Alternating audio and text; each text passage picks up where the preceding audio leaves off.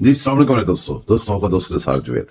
बात यहाँ से शुरू करेंगे, थोड़ा सा हंस लेते हैं, हंसने से शुरू करते हैं, फिर आगे आगे चलेंगे। ये जरा क्लिप देखें। अच्छा भट्ट साहब जी, मैं सुनया यूथियां फ्री आटे दा सुन के घरां दी छत्तां ते लून दे झंडे ला लेने। उम्मीद है कि आपको हंसी आई होगी, बात ऐसे ही है। अब एक और क्लिप देखें, वो बेचने के लिए है।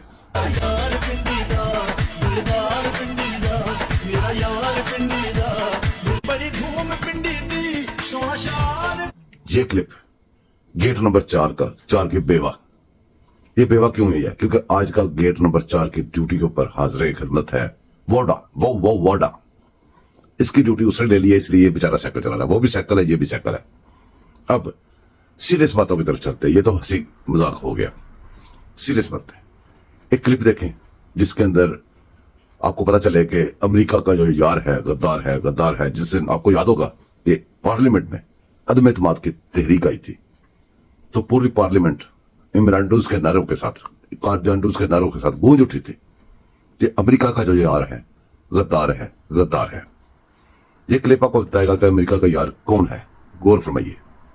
We allow the top generals in Pakistan to visit the United States when American citizens can't leave Pakistan and come to the United States. We then have the vote tabulation system, and they have banned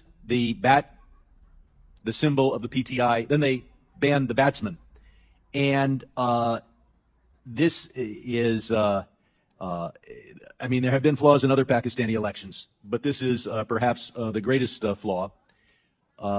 And we're told, and the Pakistani ambassadors told me, well, this is just the ordinary working of the Pakistani judicial system. That's the same judicial system that has Dr. Afridi in jail for 14 years for getting bin Laden. Do we have faith that Imran Khan has not been the victim of selective prosecution? Or is it apparent that he has been? Sir, following the rioting on May 9th, the day Imran Khan was arrested, the United States government has raised our concerns about the mass detention of members of the opposition, to include the PTI. We have raised concerns about the use of military courts. If I can interrupt, there's one thing you need to do. The American ambassador needs to visit Imran Khan in prison and make sure that he lives to tell the tale of how he was wrongfully imprisoned through selective prosecution. I yield back.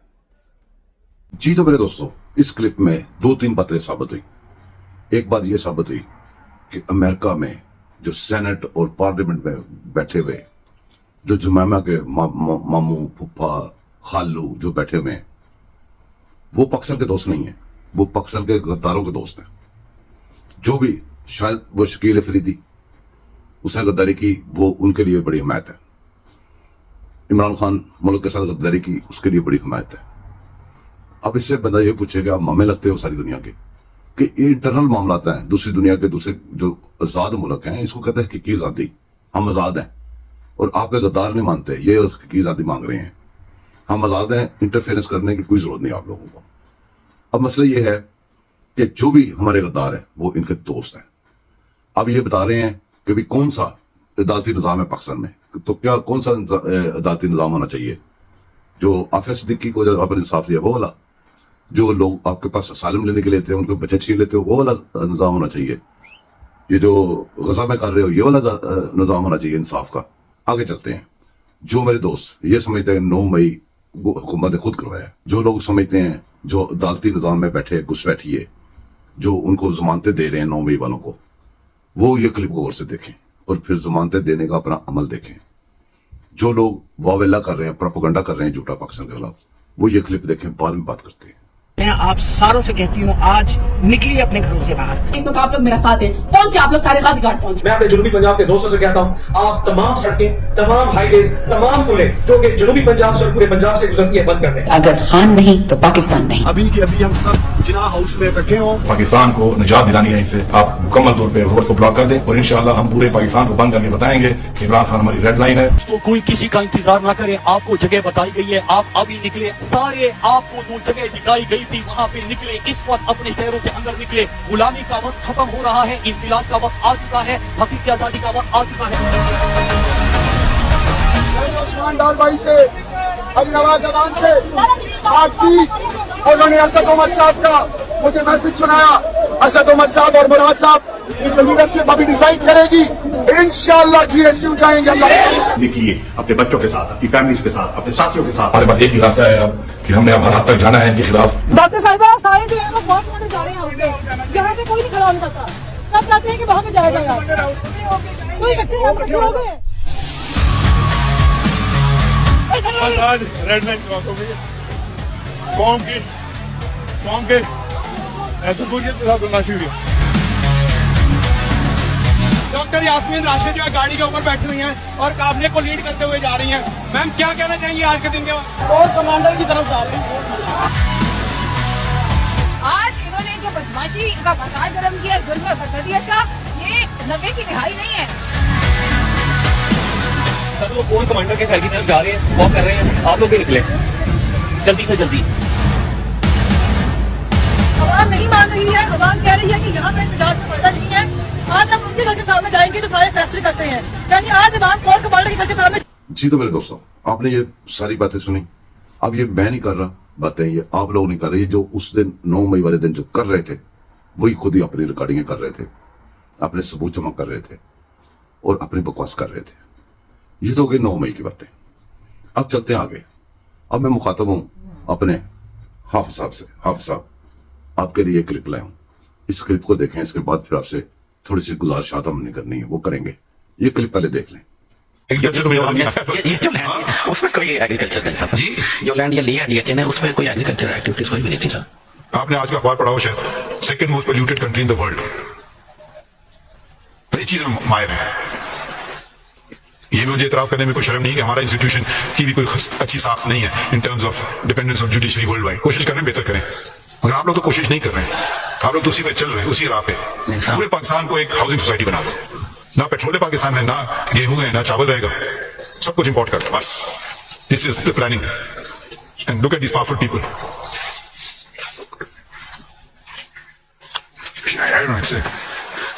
Trade off agreement, अजीब अजीब चीजें। 3400 कनाल में 1 रुपया tax नहीं दिया आपने, 1 रुपया नहीं दिया आपने। ट्रांसफर के ऊपर टैक्स के लागू नहीं होते DHA से। आपके ऑडिट होते हैं अकाउंट्स? जी सर हमारे वो भी एग्जाम्पशन ले लिया आपने?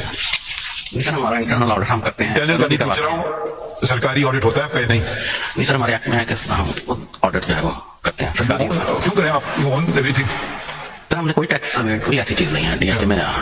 क्या ऐसी चीज नहीं है? DHA पूरे टैक्सेस पे करता है गवर्नमेंट। दिखा दें आप हमें, दिखा दें कोई स्टैम्प ड्यूटी दी है, रजिस्ट्रेशन चार्जेस दिए? किधर है? इसमें तो कुछ नहीं। 3400 कनाल आपने खरीदी जमीन, 1 रुपया नहीं दिया सरकार को। जी सर वो एट द टाइम वो दिया। अच्छा वो क्यों जरूरत थी? वहाँ पे एक कानून लिख देते ये चीज एग्जेम्प्टेड। नहीं सर परवेज मुशर्रफ साहब थे, सदर लिखवा देते, ऑर्डिनेंस पास करवा देते। कौन ये समझ नहीं आता? लॉ सर वो जो लॉ कौन बनाता है? मैं बनाता हूँ। क्या खूबसूरत बातें कर रहे हैं। I don't know what to do with this. I mean, we are at a stage where everything has happened. Courts have got involved even without questioning any of these things. जी हाफिज साहब, ये क्लिप स्पेशल आपके लिए था। आप माशाल्लाह बहुत मेहनत कर रहे हैं, इकॉनमी के लिए बड़े फिक्रमंद हैं। आप सऊदीया पता नहीं कहाँ जा रहे हैं, हमारी इकॉनमी के लिए दौड़े लगा रहे हैं। 1 विंडो आपने बनाई, माशाल्लाह बहुत अच्छा काम कर रहे हैं। आपसे एक छोटा सा सवाल है कि पूरा मुल्क के कई गुना हिस्सा जो है वो DHA, वो बैरिया, वो पता नहीं क्या क्या बन गया। जमीन तो पाकिस्तानी को चली गई है। इस क्लिप पे आपने गौर से सुनी होगा एक बात कि प्लाट तो आप लोग ले लेते हैं, आपके लोग ले लेते हैं, पर पाकिस्तान को उसकी जो फीस बनती है ट्रांसफर की, 1 पैनी भी नहीं देते। आप इतनी दूर दूर भाग के हमारे लिए माशाल्लाह बड़ी मेहनत कर रहे हैं हमारी इकॉनमी के लिए, तो आप सब अपने महकमे से हमारी ये फीस ही ले दें, हमारे कर्जे उतर जाएंगे। जितना DHA, जितनी ये स्कीमें ये जो बनी है, जिनको एग्जाम्पशन हासिल है पता नहीं कौन कौन सी, वो वापस हमें फीसें ले दें, हमारा मसला हल हो जाएगा। और ये पिछला जो 1 पेज ने हमारा मुल्क लूटा है, इतना कर्जा लिया है, वो ले दें वापस। आप बाहर जाके हमारे ऊपर और कर्जे ना चढ़ाएं, हमारे ऊपर और मुसीबतें ना डालें। जितनी पड़ गई उनको उतारने की तरफ चलें। अल्लाह पाक आपको खुश रखे। आप बजाय इधर उधर के और हमारे ऊपर कर्ज कर दे, हमें गधे बना के ऊपर और लोड डालने के। ये हमारे कुछ वाजिबात है, ये ले दें, हमारा मुल्क सुकून में आ जाएगा। अगर मेरे दोस्त सारे मुतफिक है मेरी बात से, मुझे कमेंट्स में बताइए, नहीं मुतफिक तो फिर भी बताइए। और हाफिज साहब को आप भी सलूट मार दें। एक दुआ में याद रखिएगा दोस्तों। चैनल को सब्सक्राइब कीजिएगा, लाइक कीजिएगा, शेयर कीजिएगा। अल्लाह हाफिज।